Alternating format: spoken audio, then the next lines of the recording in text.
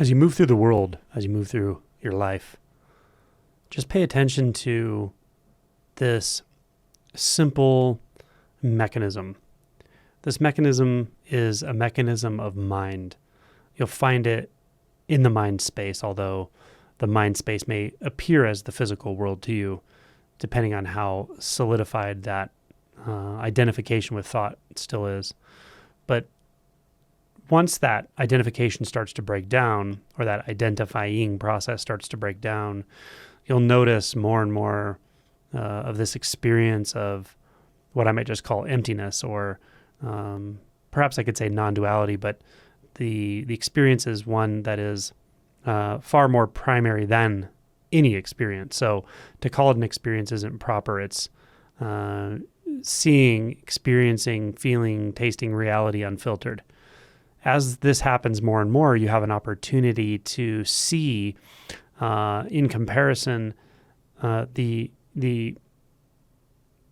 simple, empty clarity of this, in comparison to the mind's fundamental tendency to formulate a position, formulate a fundamental view of experience in the moment.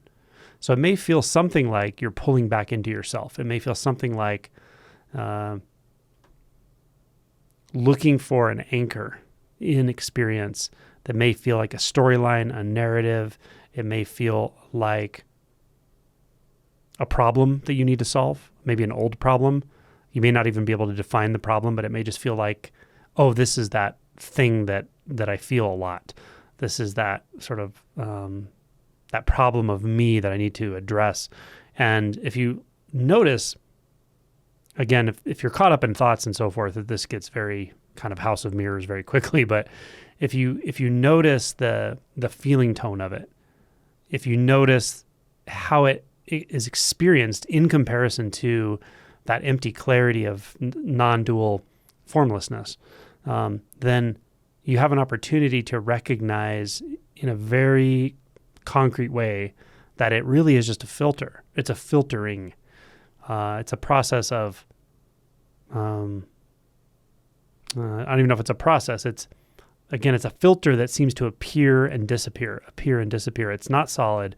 It's not there all the time. But because that which seems to record experience, that which has any interest in recording experience, that which has any interest in putting experience in time, cannot actually reference the empty clarity. Only you can, so to speak, in real time. Because that is the case, it's very easy to overlook the fact that it's not happening all the time. Again, the part of us that wants to turn everything into a storyline or a timeline will overlook these aspects of our experience that really have no solidity, that are very, very clear, empty of form, empty of any solidity, empty of any holding or accumulation, and also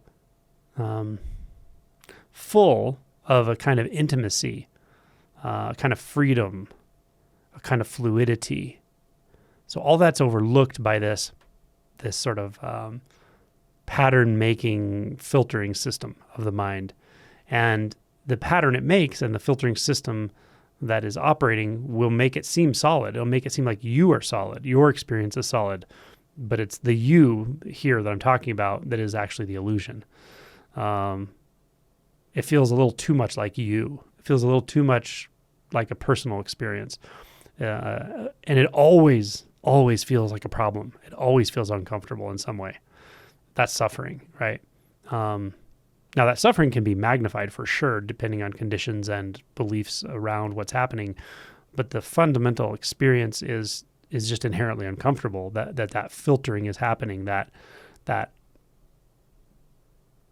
trying to pull back into a self to take reference from an apparent external world. Because as the self is pulled back in, the illusion of self, the external world is pushed outward such that I can now anchor myself somehow, right? It's all relative. There's only a relative truth here. There's only a relative solidity. It's relative. The sense of the subjective self is relative to the sense of the objective world. Neither of these actually exist. You won't find any actually existing internal or external. But you can recognize the tendency to form that. You can recognize the tendency to for the mind to create that dichotomy in real time. Now that's the subtle work of deep realization, and you can do it at any time. It's really a fascinating endeavor once you've gotten through a lot of the deep shadow stuff. Because if you haven't gotten through a lot of the deep shadow stuff, the polarity of it is so intense, and there's so much fear and unconsciousness around deep fear, deep hatred, deep shame, all these that if you haven't really touched into those deep places yet, it's pretty darn hard to see through that filtering mechanism, because the filtering mechanism is your lifeline. It is your life preserver. You'll be holding on to it like for dear life, even if from that point of view you think you're looking for a way out of it. You're not. You're just looking for a way to hold on to it more. You maybe tell yourself a better story that's a spiritual story about getting out, but that's not the same thing I'm talking about. What I'm talking about is when you've really seen through these fundamental misperceptions of separation, of duality of form, then you have an opportunity to see that fundamental tendency that I'm talking about, and see through ultimately the subtle self-structure till the selfing stops. The selfing mechanism is just discontinued. Then it's a whole other ball game in the sense that, I mean, language fails, but language fails in a lot of this. Talking about being a human or being a non-human doesn't make sense anymore. Talking about maps makes no sense anymore.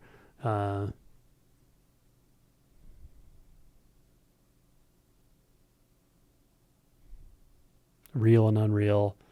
These very fundamental dichotomies just fall apart, like everything and nothing, birth and death. It's all just seen to be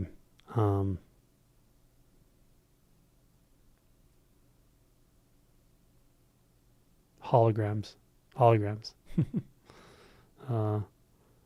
And that's what's seen through.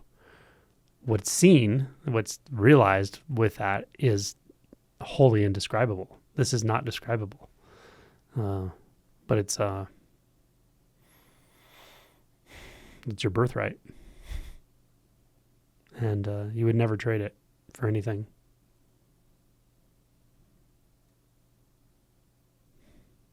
And it leaves nothing out. It misses nothing. It excludes nothing, including the relative aspect. It excludes nothing, including the conventional world. It doesn't put you in a place where you have to speak a certain way, or have to relate in a certain way, or have to speak in certain spiritual terms. All of that's just blown out, and there's just this freedom that remains. But that's even saying too much, because the freedom is already here. It's already the case, and it always has been. And that's the strangest thing of all. It's just clear. The clarity is natural. Buddha nature is your original nature, and it's also your current nature, and it's also the nature of everything.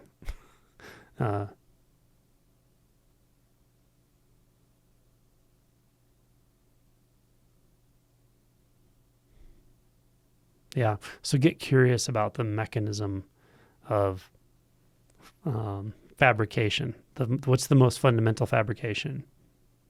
Before we fabricate complexity, before we fabricate complex stories and time and other people and problems and situations, what is the fundamental fabrication that all of that is built on?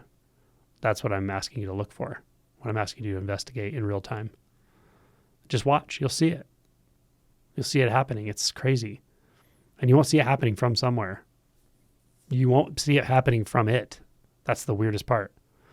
Because until this starts to break down, it seems impossible to see what is not self from self. And in a sense it is. But you were never seeing from self. That's the illusion. So it is rather possible. In fact, it's unavoidable to see this truth of no self from no self.